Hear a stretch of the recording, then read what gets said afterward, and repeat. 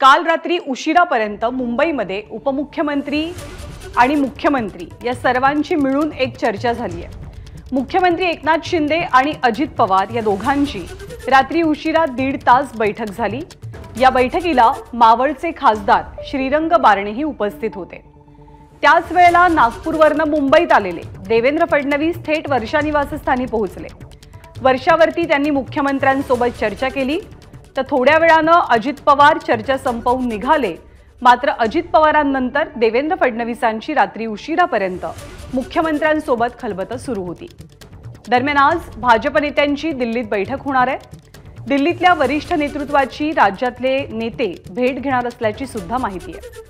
देवेंद्र फडणवीस सुद्धा राज्यातल्या वरिष्ठ नेत्यांची भेट घेतील।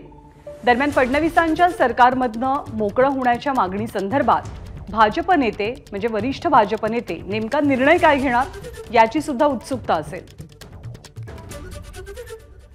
अधिक माहिती देतात अल्पेश करकरे। अल्पेश, काय नेमकं कारण काल तातडीची बैठक होण्यामागचं? मुख्यमंत्री एकनाथ शिंदे यांच्या वर्षा निवासस्थानी उपमुख्यमंत्री देवेंद्र फडणवीस, उपमुख्यमंत्री अजित पवार यांची काल महत्त्वपूर्ण बैठक पार पडली। यामध्ये विविध विषयांवर चर्चा करण्यात आली। त्यामध्ये महत्त्वपूर्ण विषय म्हणजे आगामी काळामध्ये मंत्रिमंडळ विस्तार करायचा आहे। 27 जूनपासून पावसाळी अधिवेशन सुरू होतं आहे आणि त्यापूर्वी तिसऱ्या टप्प्यातलं मंत्रिमंडळ विस्तार करायचा आहे असं सरकारचं म्हणणं आहे आणि त्या दृष्टीने या तिन्ही नेत्यांमध्ये चर्चा झालेली आहे। आणि यानंतर आपण पाहिलं तर उपमुख्यमंत्री यांनी मला पदमुक्त करा अशी मागणी आपल्या वरिष्ठ नेत्यांकडे केलेली आहे। त्या अनुषंगाने देखील या बैठकीमध्ये चर्चा झालेली आहे।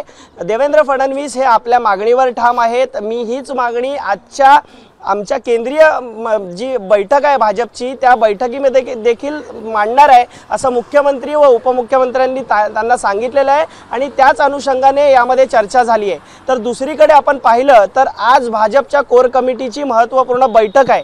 आगामी काळामध्ये विधानसभा निवडणुका आहेत, लोकसभा निवडणुका नुकत्याच पार पडलेल्या आहेत। त्यामध्ये सुमार कामगिरी ही महाराष्ट्र भाजपने केलेली आहेत। याच अनुषंगाने काय या अपयशाची कारणं आहेत याच्याबद्दलच चिंतन आणि चर्चा केली जाणार आहे। तसेच आगामी विधानसभा निवडणूक पार्श्वभूमीवर यामध्ये चर्चा केली जाणार आहे। तसेच आगामी विधानसभा निवडणुकीच्या अनुषंगाने काही संघटनात्मक बदल हे प्रदेश पातळीवर होण्याची शक्यता आहे। त्या अनुषंगाने देखील चर्चा होणार आहे। बरोबर, बऱ्याच महत्त्वाच्या घडामोडींबद्दल कालच्या बैठकीत चर्चा झाल्याचं कळतंय। खास करून पावसाळी अधिवेशनाच्या आधी मंत्रिमंडळाचा विस्तार होणं अपेक्षित आहे आणि त्याच अनुषंगाने कालच्या बैठकीमध्ये सविस्तर चर्चा झाल्याचं कळतंय। अल्पेश, धन्यवाद या सगळ्या माहितीबद्दल। दरम्यान याच आठवड्यामध्ये मंत्रिमंडळाच्या विस्ताराची शक्यता आहे।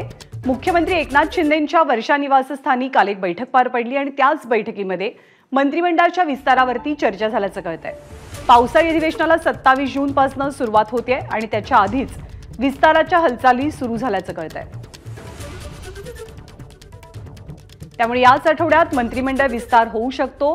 राज्याच्या सरकारमध्ये सध्या केवळ कॅबिनेट मंत्री आहेत। राज्यमंत्री पदांचं वाटप झालेलं नाही। महामंडळांचं वाटप सुद्धा पेंडिंग आहे। लोकसभेच्या निकालाच्या पार्श्वभूमीवर महायुतीकडनं आता मंत्रिमंडळाच्या विस्ताराच्या हालचाली सुरू झाल्याचं कळतंय। आज भाजपच्या वरिष्ठ नेतृत्वाची दिल्लीमध्ये सुद्धा बैठक होते आणि काल मुख्यमंत्री आणि दोनही उपमुख्यमंत्री यांच्याची खलबतं झाली ती या मंत्रिपदावरनच झाली असल्याचं कळतंय। राष्ट्रवादी काँग्रेस अजित पवारांचा गट एक कॅबिनेट मंत्रीपद आणि 2 राज्यमंत्री पदांसाठी आग्रही असल्याचं दिसतंय, तर एकनाथ शिंदे यांच्यासोबत आलेले आमदार सुद्धा या मंत्रिपदांसाठी कमालीचे इच्छुक आहेत। एबीपी माझा, उघडा डोळे बघा नीट।